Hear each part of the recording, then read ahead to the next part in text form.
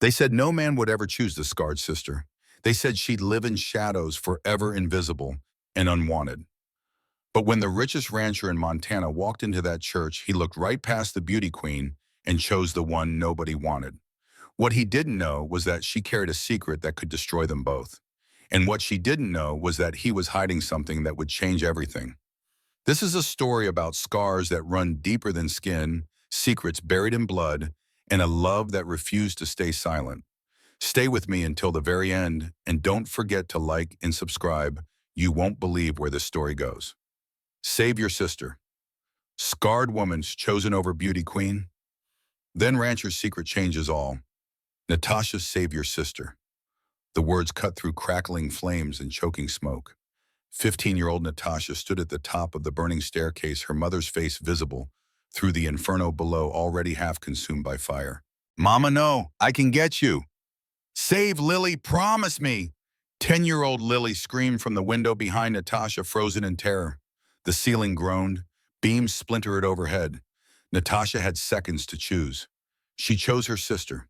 She grabbed Lily by the hair and dragged her to the window, pushed her out into the neighbor's arms below, then turned back for her mother. The ceiling collapsed. Natasha woke gasping in the darkness of her small room, her hand instinctively reaching for the scar that crawled from her neck to her left cheek. 18 years had passed since that night, 18 years of living with the choice she'd made, 18 years of her mother's dying words echoing in her nightmares. The first light of dawn filtered through the thin curtains. Natasha dressed in the dark, her fingers finding buttons by memory alone. She hadn't looked in a mirror in years. She didn't need reminders of what the fire had taken. In the kitchen, she started the stove. Coffee, biscuits, bacon if they had any. Her hands moved through familiar tasks while her mind stayed trapped in the dream. Natasha, she turned. Mrs. Helen Mitchell stood in the doorway, her face already pinched with mourning displeasure. Natasha's stepmother had married her father 2 years after the fire and had spent the 16 years since making Natasha pay for existing. The blue dress needs mending before church. Lily tore the hem last night dancing. I'll see to it. And make sure you stay in the back pew today. Mrs. Helen's eyes flicked to Natasha's scar. James Thornton is coming to choose a wife. We don't want to give the wrong impression. Natasha said nothing. There was nothing to say. She pulled out her needle and thread and began mending her sister's dress while Mrs. Helen returned to bed. This was her life. 18 years of cooking, cleaning, mending. 18 years of back pews and dark corners. 18 years of watching Lily bloom while she faded into the walls. She didn't resent it. Not anymore. Resentment required hope, and Natasha had stopped hoping the night she chose her sister over her mother. The church bells rang at 10 o'clock. Natasha walked 3 steps behind her family, her brown dress plain against Lily's blue silk. Mrs. Helen led the way, head high, smile practiced for the occasion. Copper Ridge had turned out in force. Every family within 20 miles had come to see James Thornton choose a bride. The whispers started as Natasha passed. Poor thing. Such a shame about her face. She was pretty once before the fire. At least the younger one turned out well. Natasha kept her eyes forward, chin level. She'd learned long ago that showing pain only invited more of it. Inside the church, she slid into the back pew as instructed. Lily and Mrs. Helen took their places near the front, positioning themselves for maximum visibility. The service began. Reverend Whitfield's voice droned through familiar prayers. Natasha let the words wash over her without listening. Then the doors opened. A man walked in. Tall, broad-shouldered, dark hair shot through with gray like early frost. He wore a long black coat dusted with Montana snow, and his boots were worn from real work, not show. James Thornton. Natasha had seen him before years ago. He'd been younger then, less carved by life. That was before his fiancée, Catherine Morgan, left him for a railroad tycoon, before the whole territory watched him break. Now his face was stone, his eyes swept the congregation, dark, assessing, revealing nothing. The whispers intensified. There he is. Lord, look at those shoulders. He'll choose Lily Mercer, mark my words. James walked to an empty pew near the front, sat alone. His presence changed the very air in the room. Natasha watched him through the entire service. She couldn't help it. There was something in the way he held himself. contained, controlled, like a man who'd built walls so high he'd forgotten there was anything outside them. She understood that. She understood it too well. After the service, the congregation spilled into the churchyard. Snow fell gently, dusting shoulders and hats. Women pulled shawls tighter. Men stamped their feet against the cold. Mrs. Helen maneuvered Lily directly into James's path. "Mr. Thornton," her voice carried across the yard, "how wonderful to see you back in Copper Ridge. You remember my daughter Violet, of course." James stopped. His eyes moved to Lily, took in the golden hair, the blue eyes, the perfect, unmarked skin. Lily curtsied, her smile dazzling. "Mr. Thornton, it's such an honor." The whole churchyard held its breath. James's expression didn't change. "Miss Mitchell?" He tipped his hat. "I hope you are well." "She'd be delighted to join us for dinner this evening." Mrs. Helen pressed forward. "Lily is an excellent cook." "Actually," James's voice cut through the chatter, "I was hoping to speak with your other daughter." Silence. Complete, absolute silence. Mrs. Helen blinked. "I'm sorry. Your other daughter?" James's gaze moved past Lily, past Mrs. Helen, scanning the crowd. "Natasha, isn't it?" Natasha felt the blood drain from her face. Every eye in the churchyard turned to find her standing half-hidden behind the old oak tree. Mrs. Helen stammered. "Natasha isn't, she doesn't, Miss Natasha Mitchell." James's voice carried clearly. "Would you do me the honor of a moment of your time?" Natasha couldn't move, couldn't breathe. This had to be a joke, a cruel trick, some elaborate humiliation she didn't understand. But James Thornton's face held no mockery, just that same stone patience, waiting. She stepped forward. The crowd parted like water. She felt their stares like needles, heard their whispers like wasps. Him, her, must be some mistake. Look at that scar. What could he possibly? She stopped in front of him, close enough to see the lines around his eyes, the scar on his lower lip, the way his hands were rough with real work. "Mr. Thornton, Miss Mitchell," he tipped his hat. "I wonder if I might call on you this week. I'd like to discuss a proposition with you. A business matter." His voice was low, meant for her alone. "If you're willing." Behind her, she heard Lily's sharp intake of breath, heard Mrs. Helen's strangled protest, heard the whispers building like a coming storm. Natasha looked at James Thornton, this stranger who'd just upended her entire world with a single sentence. "All right," she said quietly. "You may call." He nodded once. "Tomorrow afternoon." Then he walked away, leaving chaos in his wake. The walk home was a nightmare. Mrs. Helen's fury was cold and vicious. "What did you say to him? What did you do?" "Nothing. I swear I've never—" "This is some kind of joke. It has to be. Why would a man like James Thornton want anything to do with you?" Lily cried all the way home, beautiful theatrical tears that streamed down her perfect face. "It's not fair. I'm the one who's supposed to. He should have chosen me." Natasha said nothing. What could she say? She didn't understand it either. That night, she lay in bed, staring at the ceiling, listening to Lily's sobs through the thin wall. Her mind raced through every possibility. A joke, a mistake, a bet he'd made with someone. But James Thornton didn't seem like a man who joked, didn't seem like a man who made mistakes, so why her on? James Thornton arrived at precisely 2 o'clock the following afternoon. Natasha met him in the parlor, her hands folded tight to hide their trembling. Mrs. Helen hovered in the doorway until James's pointed silence drove her away. They sat across from each other. The fire crackled, snow tapped against the windows. "I'll be direct," James said. "I need a wife." Natasha's breath caught. "My father died 6 months ago. His will states that I must marry within 1 year of his death, or I forfeit my inheritance to my cousin." His voice was flat, businesslike. "I have 6 months remaining. And you want to marry me?" Natasha couldn't keep the disbelief from her voice.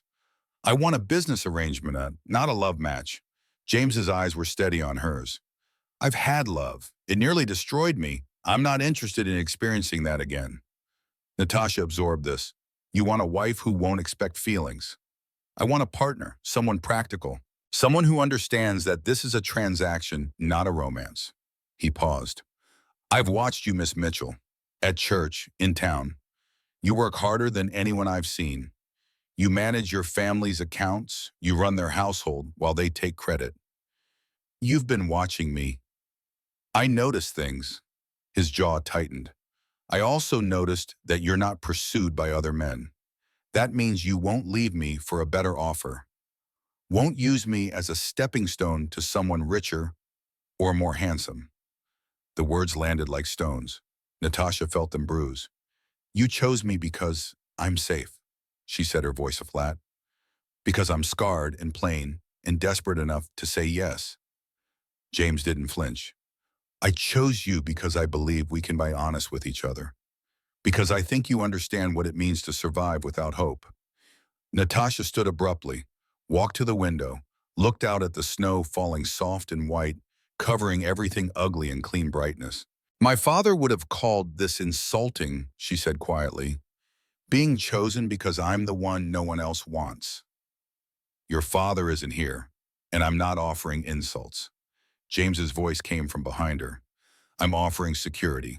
You'd have everything you need, a home, money, protection. In return, you'd manage my household and present a unified front to the community. He paused. And in private, we'd live our own lives. Separate rooms, no expectations beyond civility. His voice dropped. I won't touch you, Miss Mitchell, not unless you want me to, which I don't expect. Natasha turned to face him. This man who was offering her everything she'd never dared want, safety, security, a place in the world wrapped in the coldest possible terms. Why not Lily, she asked. She's beautiful, agreeable, everything a man could want. Your sister wants to be loved. She'd expect courtship, romance, devotion. James's mouth twisted. I can't give those things. I won't pretend otherwise. And you think I don't want love? I think you stopped expecting it long ago. The truth of it hit her like a blow. He was right.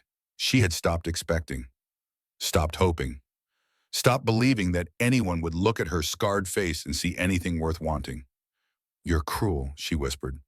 I'm honest. There's a difference. James stepped closer.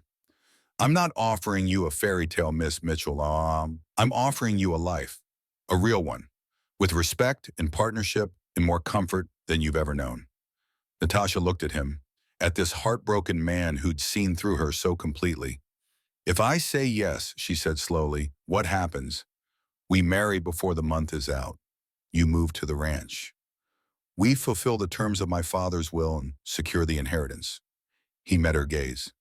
And you never have to mend anyone's dress again. Something cracked in Natasha's chest, a wall she'd built so long ago she'd forgotten it was there. Can I think about it? You have until Friday. James picked up his hat. But Miss Mitchell, Natasha, I should tell you something else. What? My former fiancée is returning to Copper Ridge, Catherine Morgan. She's widowed now. People are saying she wants me back. His voice hardened. She left me for a richer man 10 years ago. She'll try to convince you I'm making a mistake choosing you over your sister. She'll try to convince me too. And will she succeed? James looked at her then, really looked, for the first time since he'd arrived. His eyes traveled over her face, pausing at the scar, then meeting her eyes again. No, he said quietly. She won't. He left. Natasha stood alone in the parlor, her world rearranged around her.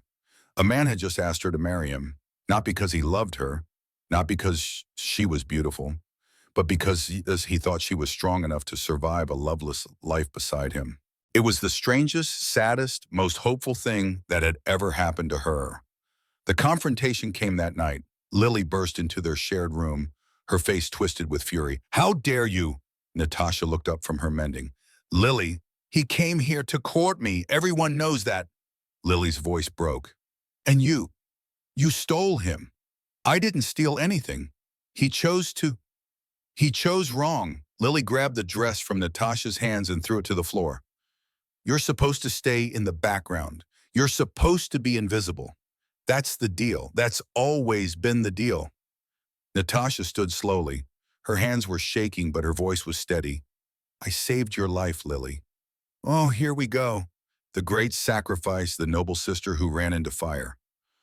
Lily's laugh was ugly. Do you know what I think? I think you love that scar.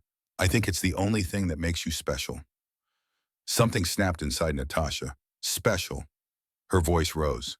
I was 15 years old. Our mother was burning alive, and you stood there screaming while I dragged you out by your hair. Lily went pale.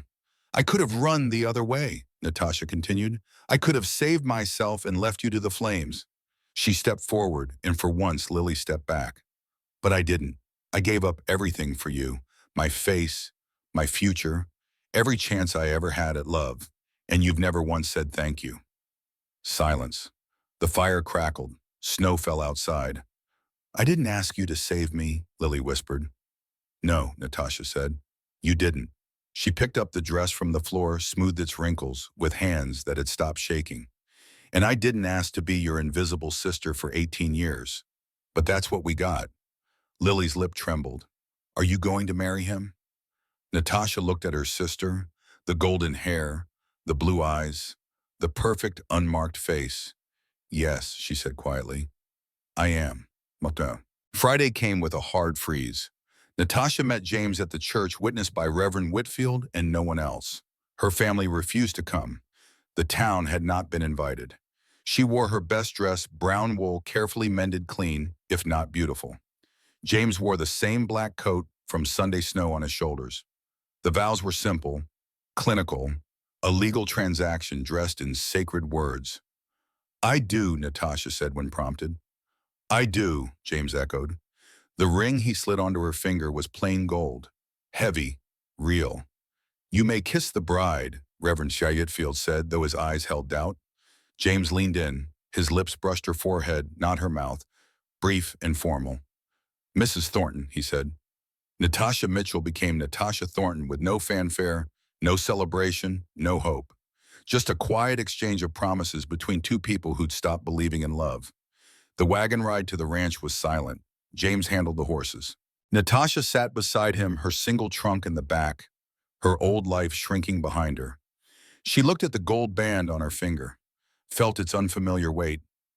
No regrets, James asked without looking at her. Too late for regrets now. That's not an answer. Natasha considered the question. Regrets required believing she'd had other options, that somewhere, somehow, a different path had been available to her. But there hadn't been. There never had been. No regrets, she said finally. Just adjustment.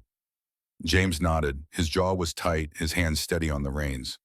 The house is large. You'll have your own wing, your own space. He paused. My room is in the east. You'll be in the west. We'll share meals and public appearances. Beyond that, we live separate lives. Yes. Natasha pulled her shawl tighter against the cold. The snow was falling harder now, covering the world in white. She was married to a stranger, heading to a house she'd never seen. It was terrifying, and strangely, impossibly, it was also the freest she'd felt in 18 years. Because for the first time in her life, Natasha Thornton had been chosen. Not for her beauty, not for her usefulness, but for exactly what she was. And maybe, just maybe, that was enough to build a life on. The Thornton Ranch house rose from the snow like a fortress. Natasha climbed down from the wagon before James could help her. Her boots crunched against frozen ground. The wind cut through her thin coat. This way. James led her inside. The warmth hit her face like a blow. Real heat from a real fireplace. The kind of warmth she'd only dreamed about in the drafty Mitchell house. An older man appeared in the hallway. His hair was white, his back straight, his eyes sharp as he assessed Natasha. His skin was weathered and dark, his features strong. Sam, this is Natasha, my wife. Sam's eyebrows rose. He looked at James, then at Natasha, then back at James. Your wife. That's what I said. You left for church 3 hours ago. It was a productive morning. For a long moment, Sam just stared. Then something like a smile crossed his weathered face. Well, I'll be. He stepped forward and took Natasha's trunk. Welcome to Thornton Ranch, Mrs. Thornton. I'm old Sam. Been with this family since James here was knee-high to a grasshopper. Thank you, Sam. You look half frozen. I'll have Mary bring hot coffee to your room. He shot James a look. East wing, I assume. West. Another pause. Sam's eyes flickered between them. West wing, yes, sir. He disappeared with her trunk. Natasha stood alone with James in the entrance hall. Sam raised me after my mother died, James said. He knows everything that happens on this ranch. He'll be an ally if you let him. And if I don't, then you'll have one less friend in a house full of strangers." James moved toward the stairs. "I'll show you to your room." The West Wing was larger than Natasha's entire childhood home. Her room had a real bed with a mattress so thick she couldn't see the frame. A wardrobe, a writing desk, a fireplace already burning, windows that looked out over endless white prairie. "Is it acceptable?" James asked from the doorway. "It's—" Natasha couldn't find words. "It's more than I ever expected."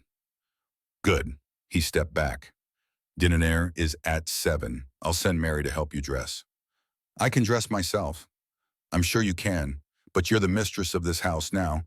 People will expect certain standards." He left. Natasha stood alone in a room bigger than anything she'd known, wearing clothes too thin for this new life. She walked to the window. The snow was still falling. Somewhere out there, her old life was going on without her. Lily crying, Mrs. Helen fuming, the town whispering, "Let them whisper." For the first time in 18 years, Natasha Thornton had a room of her own. And she was going to make it count. The first week was an education. Natasha learned the house, its passages, its secrets, its rhythms. She learned the servants' names, Mary the housekeeper, Thomas the cook, half a dozen ranch hands who came and went. She learned James's schedule. Up at dawn, out with the cattle by 7, back at dark, dinner in silence. Retreat to his study, they passed each other like ships in fog. Polite, distant, careful. "Good morning, Mrs. Thornton." "Good morning, Mr. Thornton. The accounts need reviewing. I'll see to them." Nothing more, nothing less. On the 4th day, Natasha found errors in the ledgers. She brought them to James's study that evening, papers in hand. He looked up from his desk, surprise flickering across his face. "Your cousin has been skimming from the cattle sales." James went still. "What?" Natasha laid the papers before him. "These numbers don't match the market rates. Someone's been taking 10% off the top for at least 3 years." She pointed to a column. "Richard signed off on these transactions." James's jaw tightened as he reviewed the figures. The silence stretched. "You found this in 4 days. I found it in 2. I spent the other 2 making sure I wasn't wrong." Something shifted in his expression. Not warmth, not yet, but something like respect. "My accountant has been reviewing these books for years." "Your accountant wasn't looking for theft." Natasha gathered the papers. "I'll keep digging if you want. There may be more." "Do it." James's voice was hard. "And Natasha?" She stopped at the door. "Thank you." It was the first real thing he'd said to her since the wedding. That night, Natasha couldn't sleep. She lay in her too soft bed, staring at her too high ceiling, thinking about the way James had looked at her. Like she was useful, like she mattered. It was a dangerous feeling. She rose at midnight and went downstairs to make tea. The house was dark, silent, except for the wind outside. In the kitchen, she found the stove still warm. Started water boiling. "Can't sleep either." Natasha spun. James stood in the doorway, still dressed, a book in his hand. "I didn't mean to disturb you." "You didn't." He moved to the table, sat. "I'm often up late." Natasha poured 2 cups of tea, set one before him, sat across from him. They didn't speak, just sat in the quiet kitchen, drinking tea, listening to the wind howl outside. After 30 minutes of silence, James reached across the table. His hands settled on her shoulder, gentle, warm, without pity. Natasha didn't pull away. They sat like that for another 10 minutes. Then James stood, took both cups to the sink, and left without a word. Natasha sat alone in the darkness, her shoulder still warm from his touch. It was the first time in 18 years someone had touched her, without making her feel like something to be pitied. The next morning, Natasha returned to the ledgers with renewed focus. If Richard was embezzling, there had to be more evidence. She worked through James's study while he was out with the cattle. The room smelled like leather and wood smoke. His desk was neat, organized, every paper in its place. Except one. A journal, leather-bound, tucked between 2 larger ledgers. Natasha almost missed it. She shouldn't look. It was private, none of her business. But something made her open it. The handwriting inside was not James's. It was older, shakier. The first page was dated 20 years earlier. "My son does not know the truth about his mother. If the Morgans discover it, they will destroy everything I've built. I've kept the secret this long. I can keep it to my grave." Natasha flipped through more pages. Most were in English, detailing ranch business cattle counts weather patterns. But scattered throughout were passages in another language. Symbols and words Natasha didn't recognize at first. Then she did. Apache. She'd learned some of the language as a child living near the reservation outside Copper Ridge. Not much, but enough to recognize it. She pulled the journal closer, squinting at the faded ink. "My wife was Nindi, what the whites call Apache. I met her during the wars. She saved my life. I married her in secret. No one knows except Sam, her brother. If this truth comes out, they will take everything from my son. They will call him Savage. They will destroy him." Natasha's hands trembled. James's mother was Apache. This was the secret. This was why James needed a wife who wouldn't ask questions, wouldn't pry into his family history. She kept reading. "The Morgans suspect. Catherine's father came asking questions last month. He knows something. If Catherine learns the truth, she'll use it to destroy James. I've paid them once already to keep quiet. I fear I'll be paying for the rest of my life." The journal entry was dated 6 months before James's father died. Natasha closed the book carefully, returned it to its place between the ledgers. She understood now. James didn't just need a wife for the inheritance. He needed someone who wouldn't care about bloodline, someone who knew what it meant to be marked by something beyond your control. He'd chosen a scarred woman because he knew she'd understand what it meant to be judged for something you couldn't change. She should tell him she knew, should confess to reading his father's private journal. But something held her back. Trust took time, and they'd only just started building it. The storm came without warning. James had ridden out at dawn to check the north pasture. By noon, the sky had turned the color of old iron. By 1 o'clock, snow was falling so thick Natasha couldn't see the barn from the house. Old Sam found her in the library, worry etched deep in his weathered face. "Mr. James isn't back yet." Natasha looked out the window. The world had disappeared into white. "How long until this passes?" "Could be hours. Could be days." Sam's jaw was tight. "He knows these storms. He'll find shelter." Where line shacks scattered across the property, small cabins for the hands. If he's smart, and he is, he'll hole up in one until it passes. Natasha tried to focus on her accounts, but the numbers blurred.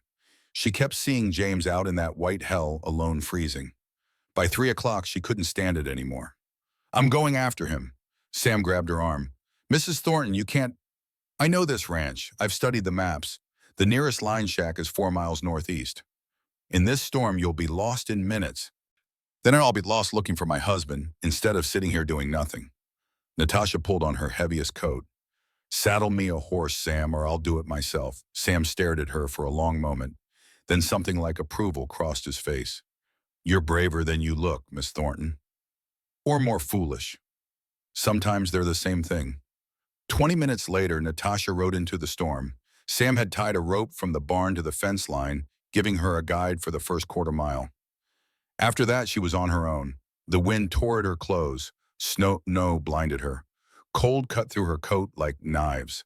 She couldn't see the horse's head in front of her, but she pushed forward. Northeast. 4 miles. There was a line shack. James had to be there. After what felt like hours, her horse stumbled. Natasha grabbed the saddle horn, barely staying seated. The animal was exhausted, ice crusting its mane. She squinted through the white. There, a dark shape. Square. Man-made. The line shack. She half fell from the horse, dragged it to the small shelter behind the cabin, then staggered to the door. It was barred from inside. "James!" She pounded on the wood. "James, it's Natasha." The bar scraped. The door flew open. James grabbed her arm and hauled her inside, slamming the door against the wind. "What the hell are you doing out in this?" His face was furious, pale with cold. "Looking for you. You could have died. So could you." They stared at each other, both breathing hard, both coated in ice. Then James pulled her to the small stove in the corner. A fire burned there, weak but alive. He stripped off her frozen coat, wrapped her in a blanket from the narrow bed, then added more wood to the stove. "You're insane," he muttered. "Completely insane." "You're welcome." Despite everything, he laughed. It was a short, shocked sound. "Thank you for risking your life for a man you barely know." "You're my husband." "A business arrangement." Arrangements don't ride into blizzards for each other. James sat beside her on the floor near the stove.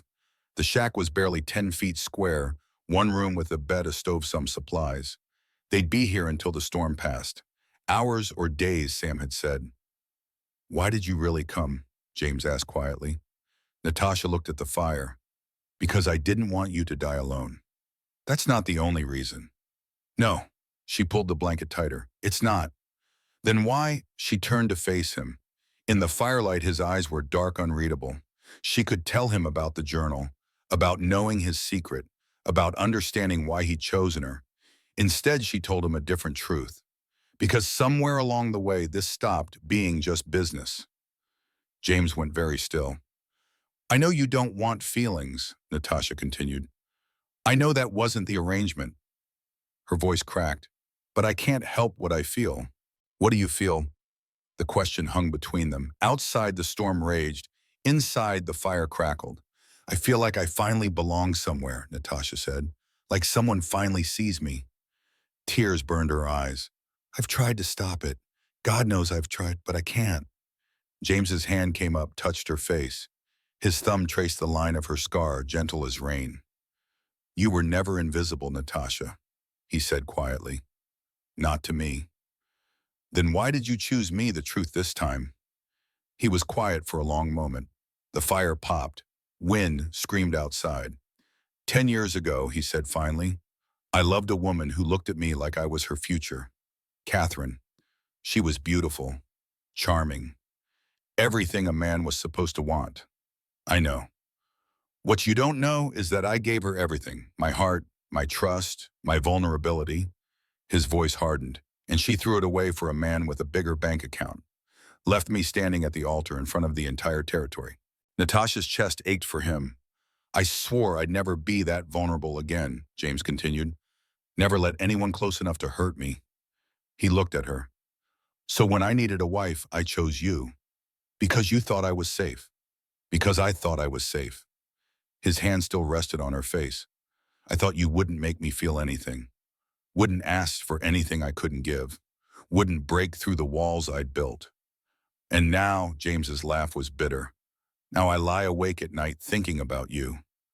I watch you across the dinner table and forget what I was going to say. I see you with the animals, with the servants, with anyone who needs kindness, and he stopped. I didn't choose you because you were safe, Natasha. I chose you because something in me recognized something in you. What? Strength, survival, the ability to keep going when everything tells you to quit. His voice dropped. You're the most beautiful woman I've ever known. Natasha's breath caught. Don't what? Don't say things you don't mean. Don't give me hope I can't afford. I'm not giving you hope. I'm telling you the truth. James leaned closer. I'm terrified, Natasha. Terrified of feeling this again. Terrified of losing you like I lost her. I'm not her. I know you're not. That's what terrifies me most. They sat in silence. The storm raged, the fire burned, and something between them cracked open, raw, vulnerable, real. I don't know how to do this, Natasha whispered. Neither do I. But I'm willing to try if you are. James took her hand. His fingers were warm, callous, trembling slightly. Yes, he said, I'm willing.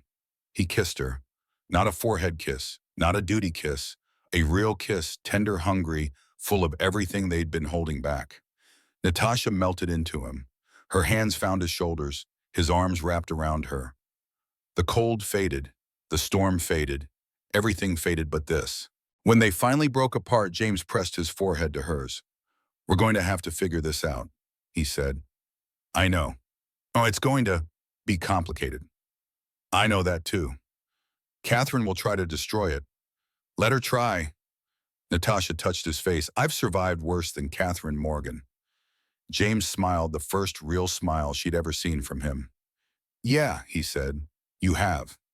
They stayed in the line shack for 2 days. The storm didn't let up until the second evening.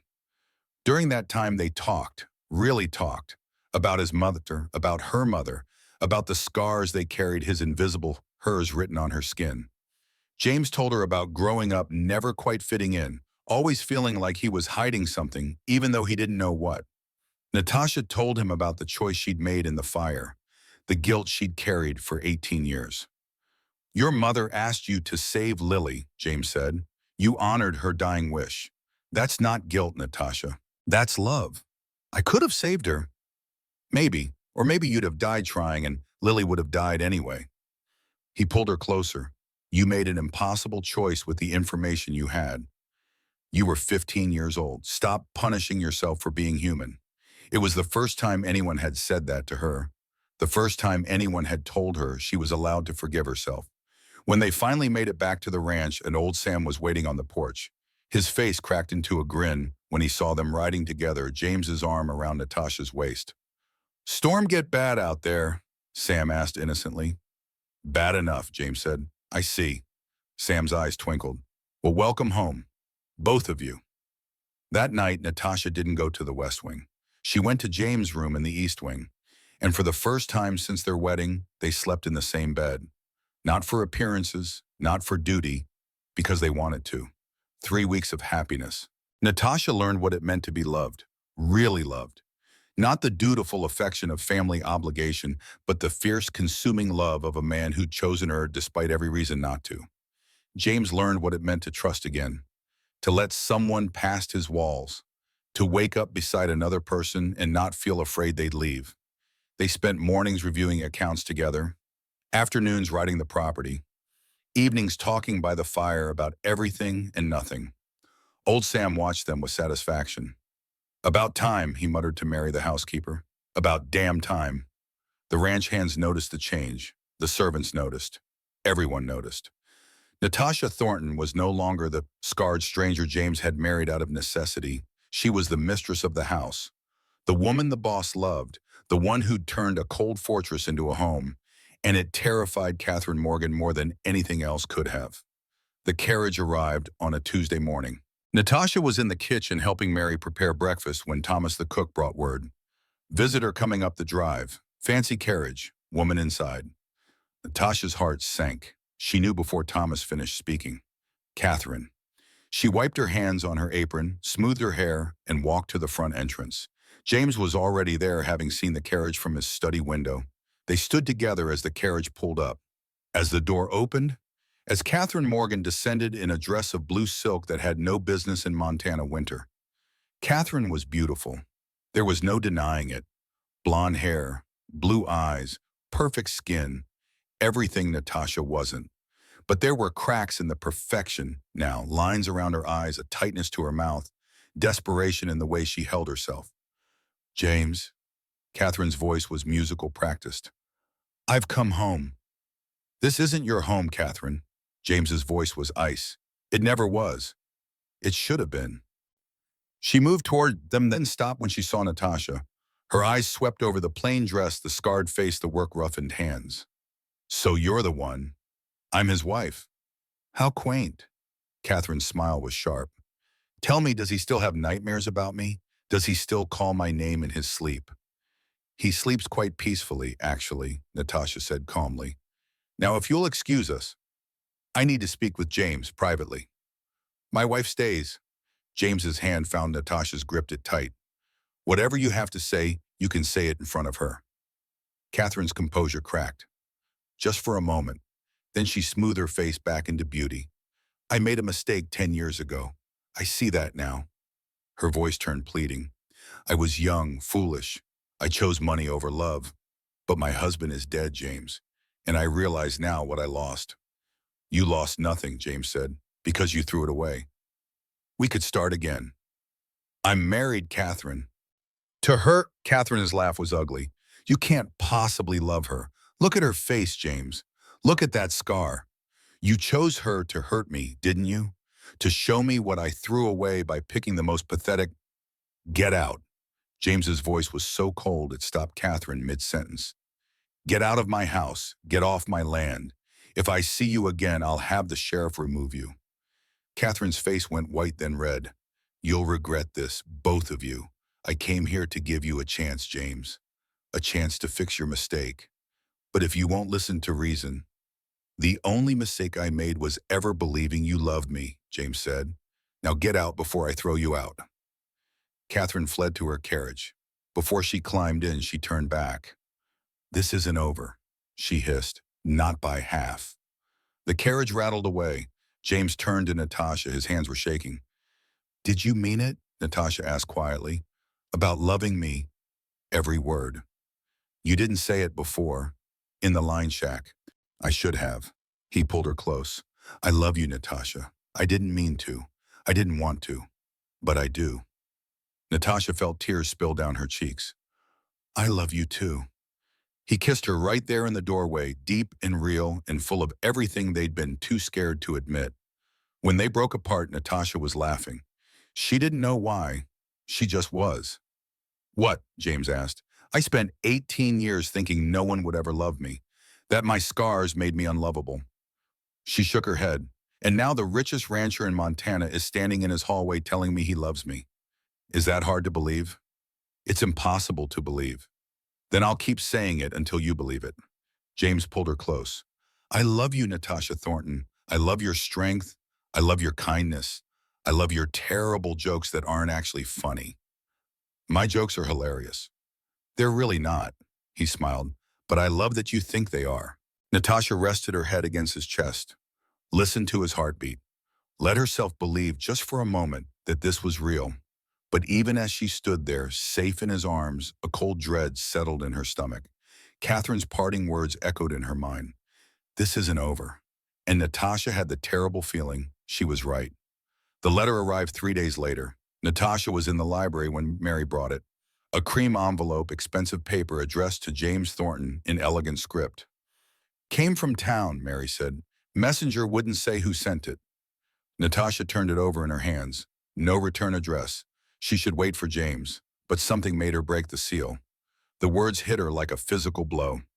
"Mr. Thornton, your marriage to Miss Mitchell is invalid under territorial law. You were formally engaged to me prior to your father's death. Under Wyoming statute, a prior engagement must be dissolved in writing by both parties before a subsequent marriage can be contracted. I have proof of our engagement, a signed contract witnessed by both our fathers.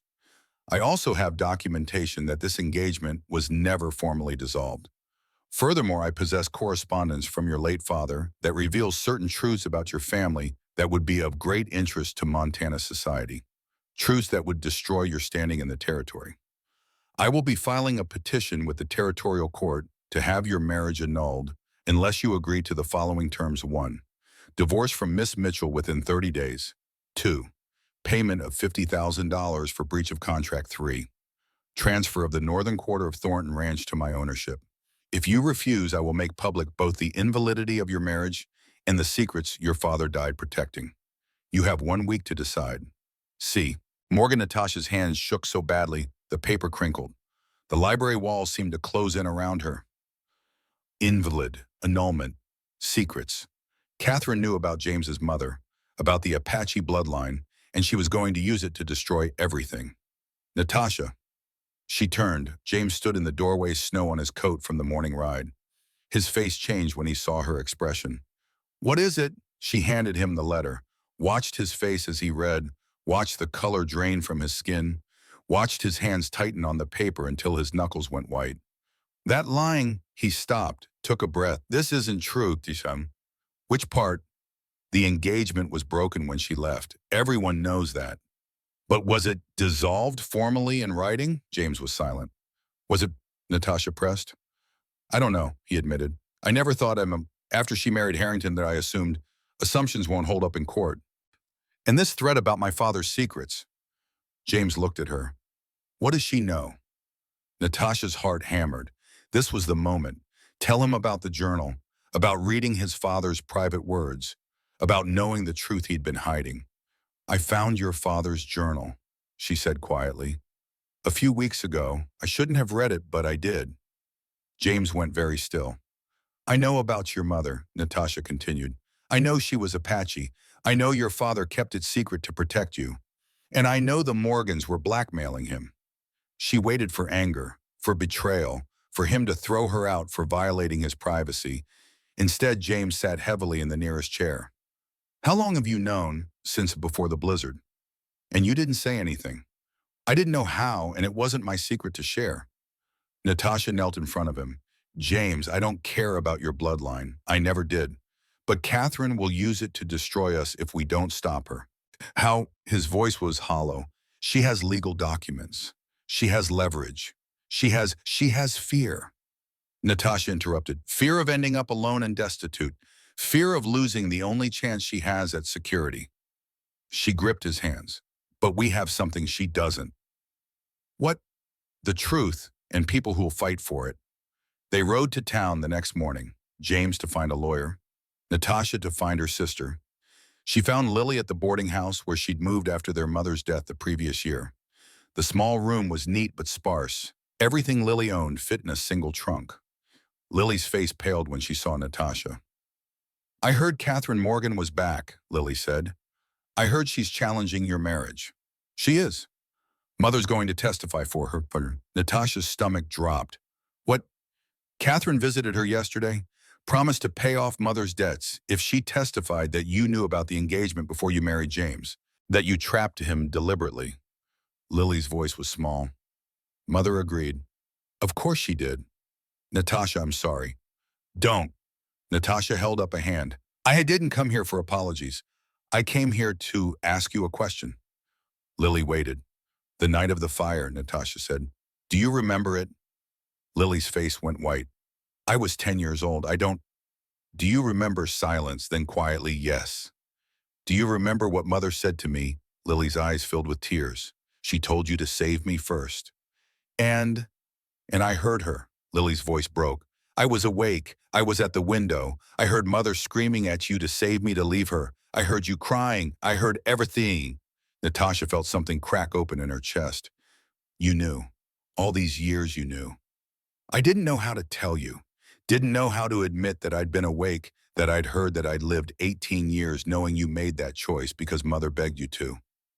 Lily was sobbing now. You gave up everything for me, your face, your future, and I repaid you by hating you for it. Why was so? Because it was easier than being grateful. Lily's voice rose. Because every time I looked at you, I saw my scar. The one I should have had. The one you took from me. Natasha stood, walked to the window, looked out at Copper Ridge, the town that had whispered about her for 18 years. Catherine wants to destroy my marriage, she said quietly. Mother's going to help her. And I need to know, will you, what? Will you testify for Catherine? Natasha turned to face her sister.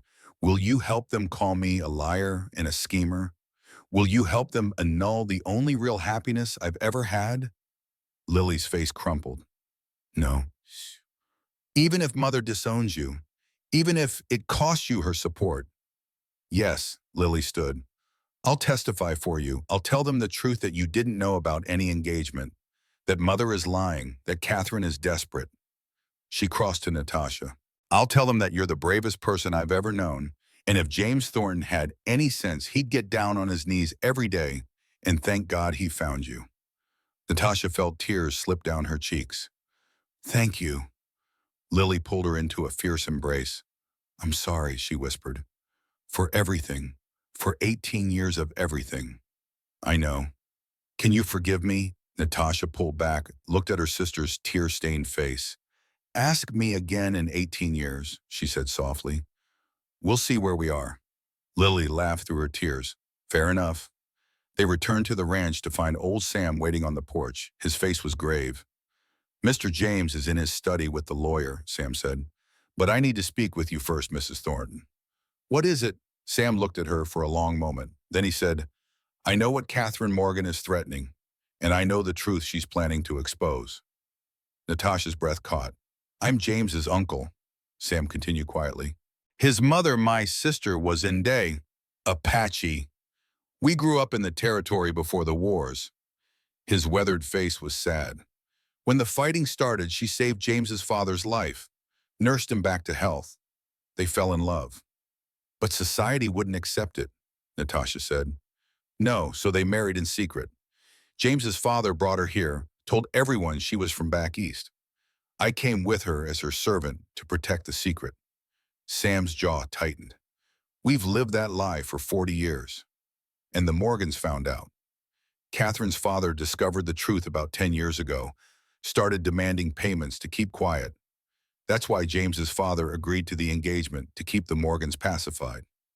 Sam's eyes blazed. Then Catherine left James anyway, took the payoff money and married Harrington. We thought we were free of her. But now she's back. Now she's desperate. Harrington died in debt. Catherine has nothing. She sees James as her last chance at security, and she'll burn down the whole territory to get him back. Natasha absorbed this. Does James know you're his uncle? No, his father made me swear never to tell him. He thought knowing would put James in danger. Sam's voice cracked. But I'm tired of secrets, Mrs. Thornton. Tired of hiding who I am. And I'm not going to let that woman destroy this family. What are you going to do? I'm going to testify. I'm going to tell the court exactly who I am, who James's mother was, and why the Morgans have been bleeding this family dry for a decade. Sam's eyes were fierce. And if Catherine Morgan tries to use my sister's heritage as a weapon, I'll make sure everyone knows what a desperate blackmailing coward she is. Natasha took his weathered hand. Thank you, Sam. Don't thank me yet. This is going to get ugly. I know. People are going to say terrible things about James, about his mother, about you for staying with him. Let them. Natasha's voice was steady. I spent 18 years hiding from judgment. I'm done hiding. Sam smiled. You're good for him, you know. Best thing that ever happened to this family. Don't you dare say you're just anything. Sam squeezed her hand. You're exactly what this family needed. Someone who knows what it means to be judged for something you can't control. Someone who will fight when it matters. We'll fight together, Natasha said. All of us. The confrontation came faster than expected. Catherine arrived at the ranch 2 days later with a lawyer, a document case, and a smile like a drawn blade. Natasha met her in the parlor. James stood beside her. Lily waited in the study, as did Sam. Their lawyer, Mr. Patterson from Cheyenne, was present with his own documents. Mrs. Morgan, Patterson said formally, state your business. I'm here to give Mr. Thornton one last chance to accept my terms before I file with the territorial court. Catherine opened her case. I have proof of our engagement, signed documents, witness testimony. Witnessed by whom? Patterson asked. By my stepmother, Helen Mitchell, Catherine said smoothly. Who will testify that Natasha knew about my prior engagement to James when she married him, that she deliberately trapped him in an invalid marriage? That's a lie, Natasha said. Is it? Catherine's smile widened. Helen will also testify that you've been obsessed with James for years, that you manipulated him while he was vulnerable after his father's death. My client has witnesses of her own, Patterson said, such as, the study door opened, Lily stepped out, Catherine's face went white. You. Me, Lily advised. She moved to stand beside Natasha. I'll testify that my sister knew nothing about any engagement, that my mother is lying to please you, and that you're not doing this for love, you're doing it for money. You have no proof. Actually, Patterson said we do. He laid out documents on the table. Bank records, creditor notices, letters from debt collectors. While you were bids trying to destroy my client's marriage, Patterson continued, we were investigating you, Mrs. Morgan. Your husband died 6 months ago, leaving you with debts totaling over $100,000. You've been selling jewelry property, everything you own, to pay creditors. You're facing bankruptcy. Catherine's composure cracked. We also found the original blackmail payments from James's father, Patterson continued. Documented proof that your family has been extorting the Thorntons for over a decade. That doesn't change the fact that James's marriage is invalid. Catherine's voice rose. I have legal proof of our engagement. An engagement you abandoned when you married Harrington, James said quietly. An engagement you broke when you left me standing at the altar in front of 300 witnesses. The law says a lot of things, Patterson interrupted, including that extortion is a crime, including that blackmail is illegal, including that attempting to defraud someone of their inheritance is grounds for criminal prosecution. Catherine's eyes darted between them. Trapped. You have two choices, Patterson continued. Drop this lawsuit and leave Montana, or we go to court and I make sure everyone in the territory knows exactly what kind of woman you are. You're bluffing. Try me. Silence. Catherine's hands shook as she gathered her papers. "This isn't over," she said, but her voice held no conviction. "Yes," James said quietly, "it is. You lost Catherine. 10 years ago when you chose money over love. And now when you tried to destroy someone else's happiness because you couldn't stand your own choices." Catherine fled. The door slammed behind her. For a moment, no one moved. Then Lily started laughing. "Did we just win?" "Not yet," Patterson said. "She could still file." The door burst open. Catherine stormed back and her face contorted with rage. "You think you've won," she screamed at James. "You think you can humiliate me like this?" "Catherine, leave. Your father should have told you the truth." Catherine's voice was shrill. "About your mother, about what she was about, why no decent woman would ever truly want you." James went still. "What are you talking about? Your mother was Apache, a savage. Your father told me before we were engaged, thought I should know what kind of blood runs in your veins."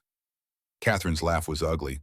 "I left you because I couldn't bear the thought of giving birth to half-breed children." The room went silent. James's face was ashen. "You knew." "Of course I knew. Everyone who matters knows. The Morgans have known for years." Catherine turned to Natasha. "Did he tell you? Did he tell you what you married? Or did you only find out after?" "I knew," Natasha said clearly. "I've known for weeks." Catherine stopped. "What?" "I found his father's journal. I read about his mother, about her heritage, about the blackmail." Natasha stepped forward. "And I didn't care. Because unlike you, I don't measure a person's worth by their bloodline." "You're lying." "I'm not." Natasha's voice rang through the room. "James's mother was Apache. His uncle is standing right there." She gestured to Sam.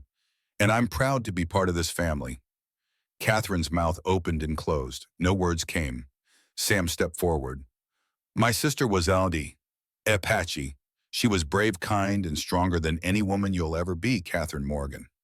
His voice was steel. "And I'm done hiding it.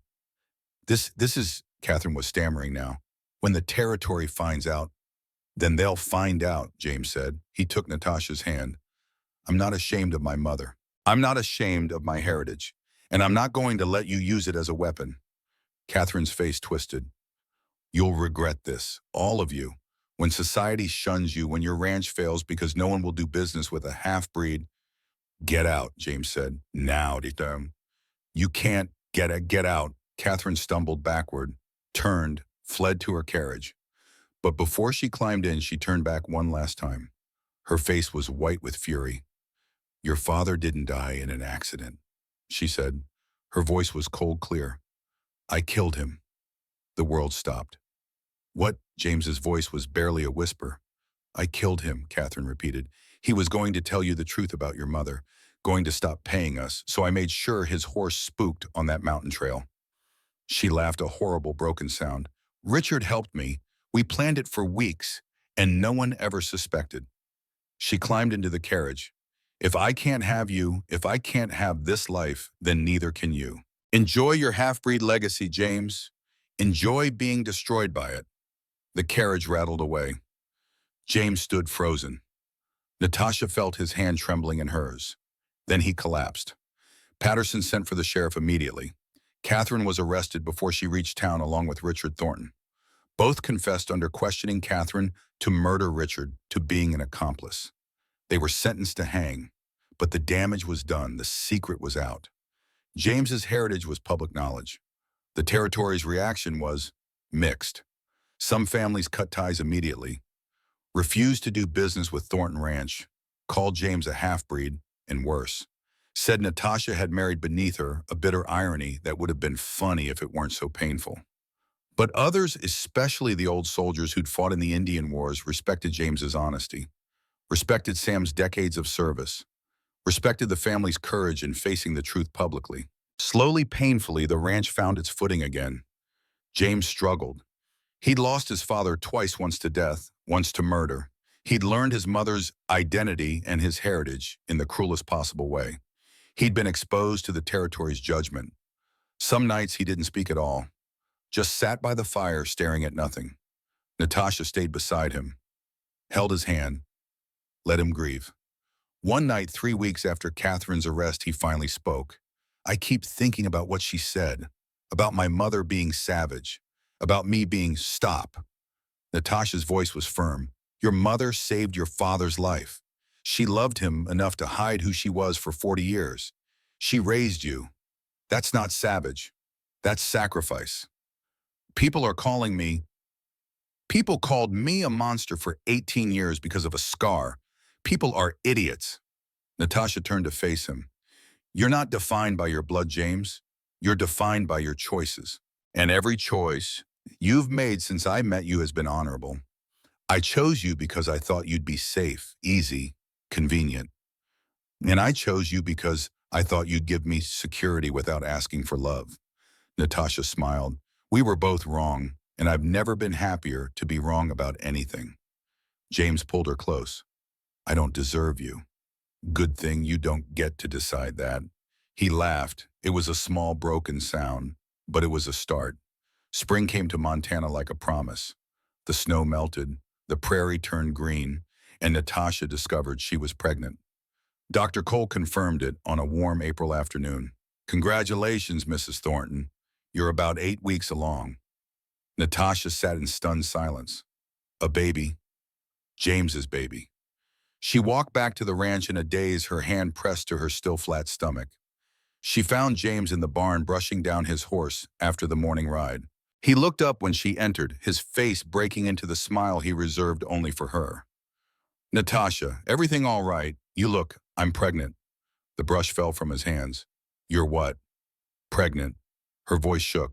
Dr. Cole confirmed it. We're going to have a baby. He crossed to her in 3 strides, lifted her off her feet, spun her around. A baby. His voice cracked.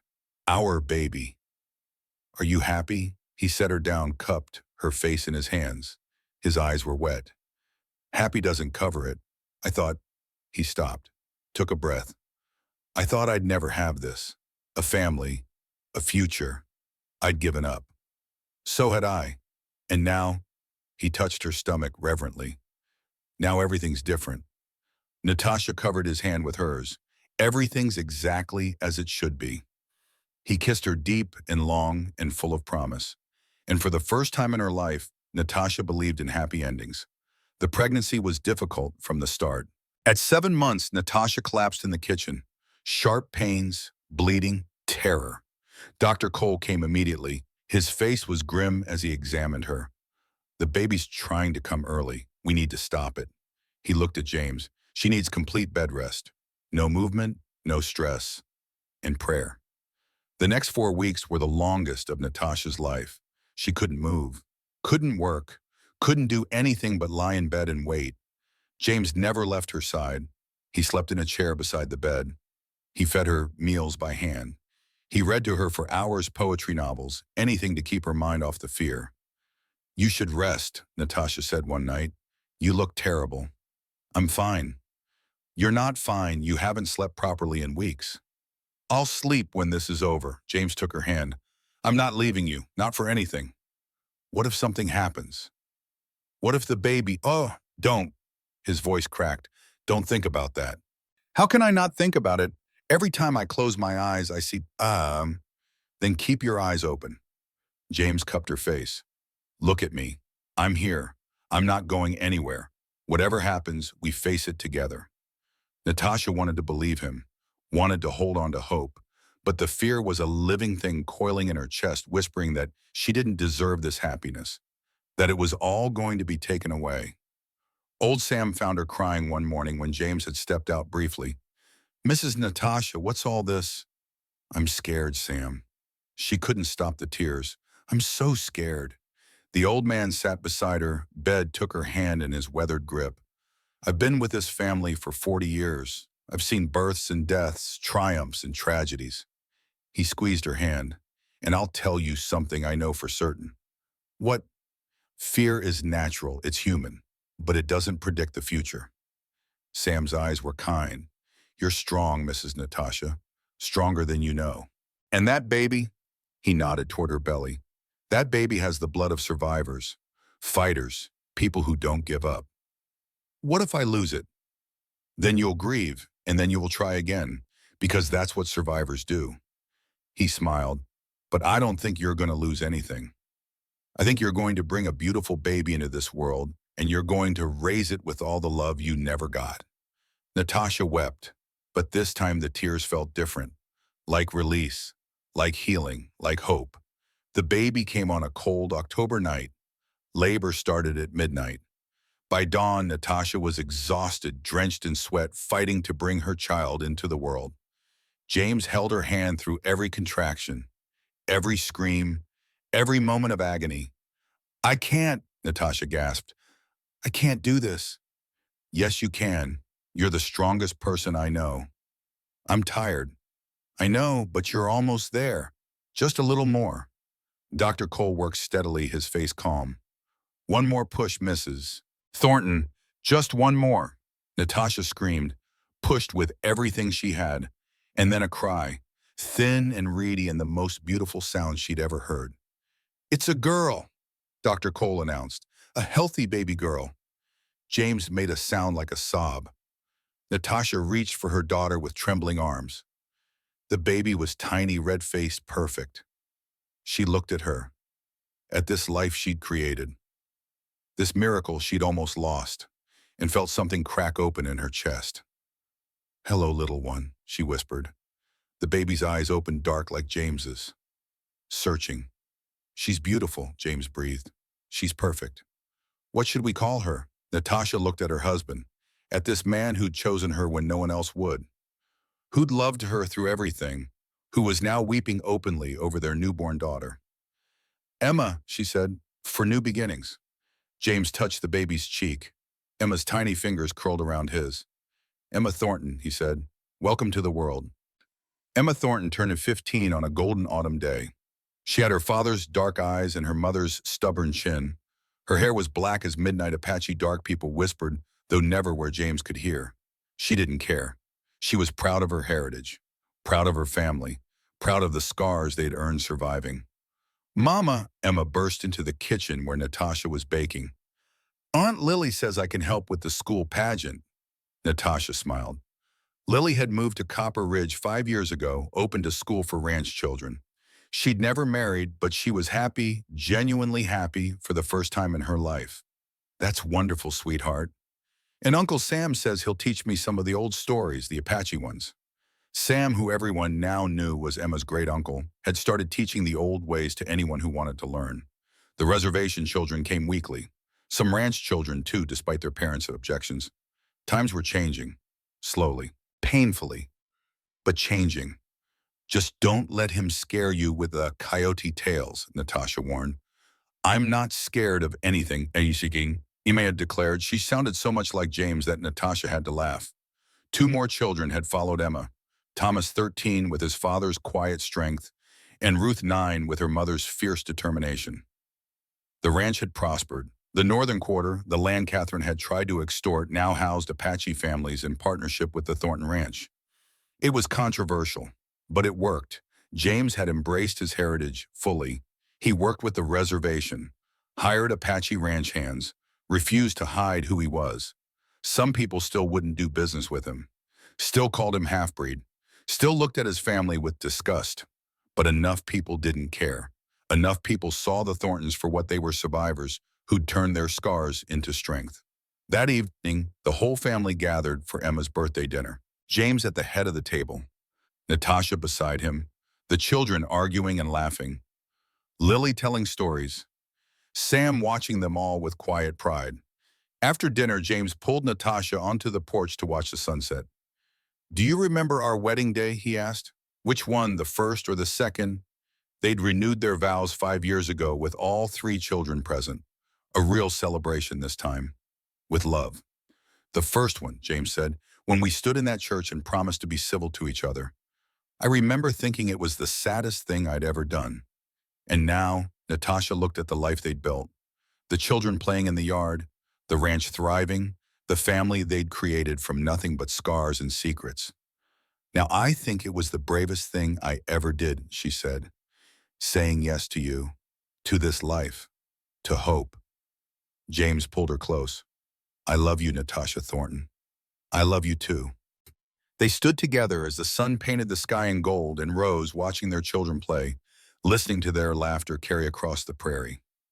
They said no cowboy would ever choose the scarred woman, Natasha said quietly.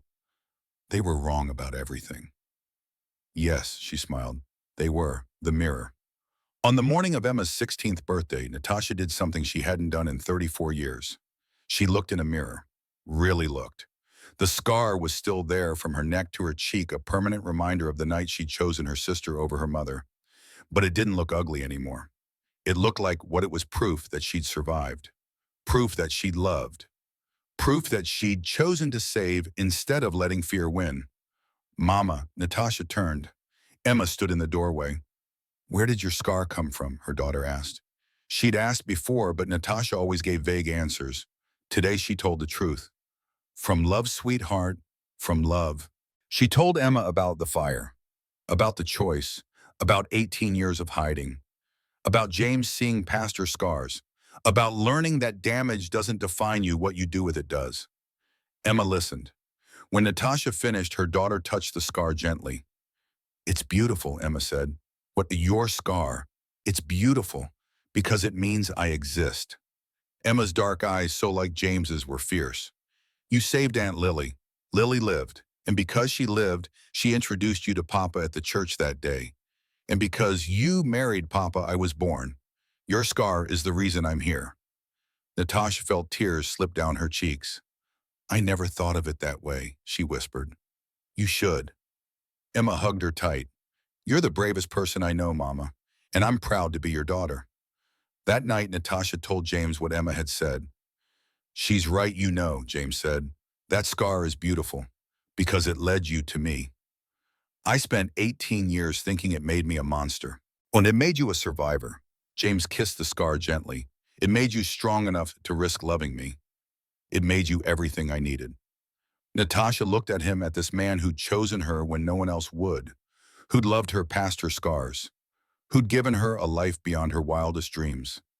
They said no cowboy would want me, she said. They were fools. They said I'd live in shadows. You brought light to everything you touched. They said my scars defined me. James cupped her face gently. Your scars don't define you, Natasha. Love does, and you have been loved deeply, truly, completely, by everyone lucky enough to know you. She kissed him. After all these years, it still felt like coming home. Thank you, she whispered. For what? For choosing me, for seeing me, for loving me when I'd given up on being loved. Thank you for saying yes, James replied, for being brave enough to hope, for teaching me that second chances are real. They stood together in their bedroom in the house they'd built, in the life they'd created, and Natasha Thornton, the scarred woman no cowboy wanted, smiled, because she'd learned the greatest truth of all. Scars don't make you broken. They make you beautiful. And she had been loved deeply and truly by a man who'd looked past her damage and seen her worth. That was enough. That was everything. That was the happy ending she had earned. If this story touched your heart, please hit that like button and subscribe to the channel. Share it with someone who needs to hear that scars, whether on the skin or in the soul, don't define us. Love does. I'll see you in the next story. Until then, remember, you are worthy of love exactly as you are.